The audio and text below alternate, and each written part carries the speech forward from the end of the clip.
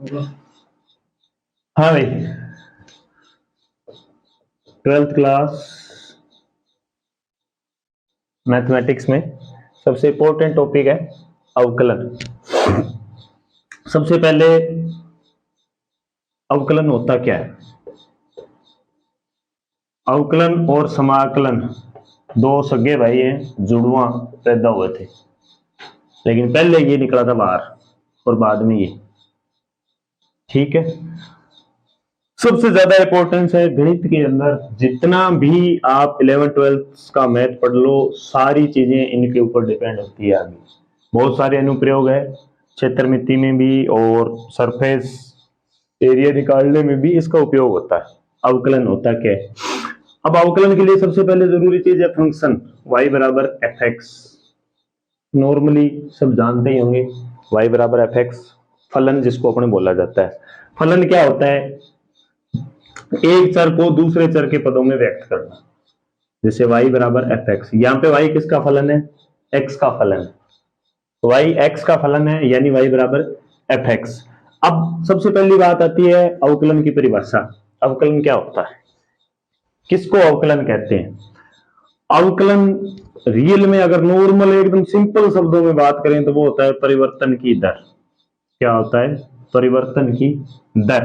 अब किस में परिवर्तन होता है, किसकी दर होती है, क्या होती है, वो बात करेंगे। तो परिवर्तन की दर होती है एक चर में परिवर्तन की दर और दूसरे चर के सापेक्ष, दूसरे चर के सापेक्ष। जैसे y है, y में परिवर्तन की दर किसके सापेक्ष ज्ञात करेंगे? x के सापेक्ष। वो कहलाता है अवकलन। ये अवकलन की परिभाषा होती है, नॉर्मल एकदम सिंपल सी परिभाषा, जिसको अपने अवकलन कहते हैं। एक चर में दूसरे चर के सापेक्ष परिवर्तन की दर अवकलन कहलाता है। अब परिभाषाएं एनसीईआरटी की बुकों में और बहुत अलग अलग चीजें दी हुई है, लेकिन नॉर्मली बात करें परिभाषा कहीं भी नहीं पूछी जाती है आपसे। आपको इतना पता होना चाहिए कि रियल में अवकलन होता क्या है, एक चर में दूसरे चर के सापेक्ष परिवर्तन की दर। अब ये होता क्या है? अवकलन जो है वो पूरा का पूरा डिपेंड होता है सूत्रों पे। ठीक है ना, किस पे डिपेंड होता है? सूत्रों पे। कम से कम 15 से 20 इसके बेसिक फॉर्मूले हैं नॉर्मली, जो अगर आपको आने लग जाए या याद हो जाए तो सारा का सारा अवकलन आप कर सकते हो। अब ये सूत्र कैसे बनते हैं, याद करने को कर सकते हैं, लेकिन अपने को यह भी पता होना चाहिए कि भाई सूत्र बनते कैसे हैं। वो इसकी परिभाषा से एक चीज निकलती है, प्रथम सिद्धांत अवकलन का जिसको बोला जाता है, उससे अवकलन के फॉर्मूले बनाए जाते हैं। अब ये प्रथम सिद्धांत क्या है, इसकी अपने बात करेंगे। y बराबर एफ एक्स, ये है एक फलन, इसका अपने को करना है अवकलन। अब परिभाषा क्या कहती है? एक चर में परिवर्तन की दर दूसरे चर के सापेक्ष। मान लो y में परिवर्तन हो रहा है बहुत ही छोटा सा, जिसको अपने डेल्टा y कहते हैं।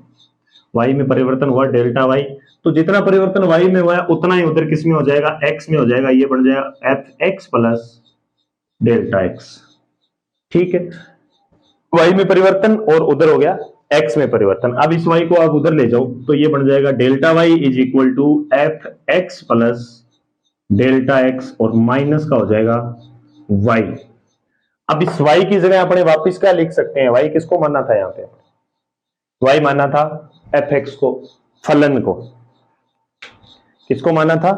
फलन को। y बराबर एफ एक्स, तो इस y की जगह अपने लिख देंगे delta y is equal to हो जाएगा F X plus delta x minus F X. ठीक है, अब आपको क्या करना है? दोनों तरफ डेल्टा x का भाग लगाना है। परिवर्तन की दर y में, अब बेसिकली बात आती है किसके सापेक्ष ज्ञात कर रहे हैं? अपने ज्ञात कर रहे हैं x के सापेक्ष। ठीक है, तो दोनों तरफ किसका भाग लगाओगे आप? डेल्टा x का भाग लगाओगे। इधर भी डेल्टा x का भाग लग जाएगा, तो ये नीचे आ गया डेल्टा x। डेल्टा x जो है वो बहुत ही सूक्ष्म राशि है, बहुत ही स्मॉल परिवर्तन है, जिसको अपने 0.0000 मतलब नगण्य राशि बोला जाता है। लेकिन कुछ तो कुछ हुआ है परिवर्तन थोड़ा बहुत, उसको डेल्टा x या डेल्टा y के रूप में काउंट किया जाता है।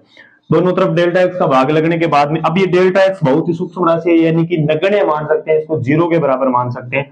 तो जो लिमिट पढ़ते हैं अपने सीमा, उसके अंदर ये होता है कि भैया h या डेल्टा x या डेल्टा जो भी है ये किसकी ओर अग्रसर होते हैं, ये 0 की ओर अग्रसर होते हैं, तो इसके ऊपर अपने दोनों तरफ लिमिट लगाएंगे। वो लिमिट होगी limit delta X change to 0, और क्या बन जाएगा डेल्टा वाई बटा delta X is equal to, इधर भी लिमिट लग जाएगी, limit delta X change to 0 F X plus delta X minus F X बटा में डेल्टा एक्स। अब ये वाली जो चीज बनी है इधर इस तरफ, ये अवकलन की परिभाषा से क्रिएट किया जाता है, limit delta X tends to delta Y upon delta X. इसको अपने लिखते हैं D Y upon D X, जिसका मतलब होता है वाई में परिवर्तन की दर एक्स के सापेक्ष। इसको सिंबल बोला जाता है अवकलन का, प्रतीक चिन्ह जिसको कहते हैं। और यहां से इस लिमिट का अपने मान ज्ञात कर लेंगे, जो कि इस वाई में परिवर्तन की दर होगी किसके सापेक्ष, एक्स के सापेक्ष। अब ये फॉर्मूला इसी से बनता है, इसी सिद्धांत से। इसको कहते हैं फर्स्ट प्रिंसिपल ऑफ डिफरेंशिएशन, यानी अवकलन का प्रथम सिद्धांत। इसको अपने एक एग्जांपल के थ्रू करके देखेंगे कि भाई कैसे बनते हैं फॉर्मूले। ठीक है, मान लो आपको अवकलन करना है एक्स स्क्वायर का, y बराबर आपके पास एक्स स्क्वायर, तो इधर जो प्रक्रिया चलेगी वो तो सब फलनों में सेम ही चलती है, तो इसको अपने लिख सकते हैं D Y upon D X बराबर। अब प्रथम सिद्धांत लगाएंगे तो इधर क्या बनेगा, सबसे पहले एक्स स्क्वायर के अंदर अपने डेल्टा एक्स ऐड करेंगे, तो क्या बन गया x square plus delta x, यानी कि F X plus delta X minus F x क्या हो जाएगा वापिस एक्स स्क्वायर हो जाएगा, और पूरे के बटा में क्या आएगा डेल्टा एक्स। अब क्या बन जाएगा डी वाई बटा D X is equal to, ये एक्स स्क्वायर की जो फॉर्म थी इसको अपने लिखेंगे एक्स प्लस डेल्टा एक्स की होल स्क्वायर, यानी इस एक्स की जगह रखना है आपको X plus delta X, whole square हो जाएगी। अब पहले ये होल स्क्वायर खोलते हैं अपने, क्या बनेगा x square plus 2x delta x और प्लस डेल्टा एक्स की होल स्क्वायर और माइनस है एक्स स्क्वायर बटा में डेल्टा एक्स, और इस पे लिमिट क्या रहेगी, लिमिट रहेगी डेल्टा एक्स टेंड्स टू 0, यानी कि डेल्टा एक्स 0 की ओर अग्रसर हो रहा है। अब देखो ये एक्स स्क्वायर माइनस का है, एक्स स्क्वायर प्लस का, ये कट जाएगा, बचेगा अपने पास 2x delta X plus delta X की होल स्क्वायर, और इसकी भी लिमिट क्या है, लिमिट है डेल्टा एक्स टेंड्स टू 0, यानी डी वाई बटा डी एक्स बराबर क्या हो गया, limit delta X change to 0 2x delta X plus delta X की होल स्क्वायर बटा डेल्टा एक्स। ऊपर दोनों में डेल्टा एक्स यहां भी आ रहा है, डेल्टा एक्स यहां भी आ रहा है, इसको ले लो कॉमन, तो ये बन जाएगा limit delta X change to 0, delta X common ले लो, अंदर बचेगा 2x प्लस डेल्टा एक्स और नीचे है डेल्टा एक्स। ये डेल्टा एक्स से डेल्टा एक्स कट गया, बचा क्या 2x प्लस डेल्टा एक्स बच गया। अब लिमिट खोल दो, लिमिट खोलेंगे तो डेल्टा एक्स टेंड्स टू 0 है, इसकी वैल्यू 0 हो जाएगी, अपने पास बचेगा 2x। यही इसका आंसर है, एक्स स्क्वायर का अवकलन होता है 2x। ये हो गया प्रथम सिद्धांत से। किससे, प्रथम सिद्धांत से। अब अपने बात करेंगे अवकलन के सूत्र। नंबर 1 पहला फॉर्मूला, x की पावर n डी बटा डी एक्स करेंगे तो ये हो जाता है n x n minus 1। Number 2 पे e की पावर x का अवकलन होता है d बटा डी एक्स करेंगे e की पावर x। नंबर 3 d बटा डी एक्स, अगर आपको a की पावर x का करना है तो वो होता है a की x log a। नंबर 4 कोई भी अचर फलन है, अगर आप उसका d बटा डी एक्स यानी अवकलन कर रहे हो तो वो हो जाता है 0। अब बात करेंगे त्रिकोणमितीय फलनों की। पहला होता है साइन एक्स, डी बटा डी एक्स साइन एक्स का अवकलन होता है कोस एक्स। नंबर 2 डी बटा डी एक्स कोस एक्स का अवकलन होता है minus sine X. Number 3 D बटा डी एक्स टेन एक्स का अवकलन होता है sec square X. Number 4 next त्रिकोणमितीय फलन होता है कोट एक्स। कोट एक्स का अवकलन होता है माइनस कोसेक्स स्क्वायर एक्स। नंबर 5वां त्रिकोणमितीय फलन डी बटा डी एक्स अगर अपने करते हैं सेक एक्स का, वो होता है सेक एक्स टेन एक्स। और छठा और लास्ट त्रिकोणमितीय फलन डी बटा डी एक्स कोसेक एक्स, उसका अवकलन होता है minus cosec X cot X. ये हो गए त्रिकोणमितीय फलन। उसके बाद में प्रतिलोम त्रिकोणमितीय फलन जो 6 होते हैं उनका अवकलन क्या होता है। प्रतिलोम त्रिकोणमितीय फलन, इनके भी फॉर्मूले होते हैं। पहला साइन इनवर्स एक्स का अवकलन होता है 1/√1 माइनस एक्स स्क्वायर। दूसरा हो गया कोस इनवर्स एक्स, इसका अवकलन होता है -1/√1 माइनस एक्स स्क्वायर। तीसरा होता है टेन इनवर्स एक्स, इसका अवकलन होता है 1/1 प्लस एक्स स्क्वायर। चौथा कोट इनवर्स एक्स, जिसका अवकलन होता है -1/1 प्लस एक्स स्क्वायर। पांचवा सेक इनवर्स एक्स, जिसका अवकलन होता है 1/√x स्क्वायर माइनस 1 और बाहर आता है x। और लास्ट प्रतिलोम त्रिकोणमितीय फलन कोसेक इनवर्स एक्स, जिसका अवकलन होता है -1/x√x स्क्वायर माइनस 1। त्रिकोणमितीय फलन, प्रतिलोम त्रिकोणमितीय फलन, और ये है बेसिक जो नॉर्मल चीजें होती है, जैसे ये बहुपद फलन है, ये वाला e की x ये चरघातांकी फलन है, इनका अवकलन। अब इसमें एक 5वां नंबर और जुड़ जाएगा log x। log x का अवकलन सीधा डायरेक्ट किया जाता है 1/x, यानी d बटा dx अगर आप log x करते हो तो उसका अवकलन होगा 1/x।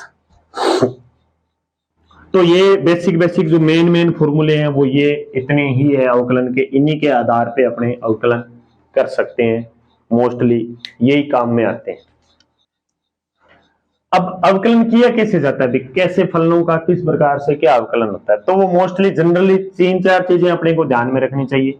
सबसे पहले क्या आता है, मान लो अगर आपको दो फलन fx प्लस gx दिया हुआ हो या यहाँ पे माइनस हो, यानी दो फलनों का योग या अंतर जिसका आपको क्या करना है, अवकलन करना है d बटा dx, तो आप दोनों का अलग अलग अवकलन कर सकते हो। यानी d बटा dx fx पहले फलन का कर दो, प्लस है तो बीच में प्लस, माइनस अगर इधर दिया है तो माइनस d बटा dx gx दूसरे फलन का अवकलन। ठीक है।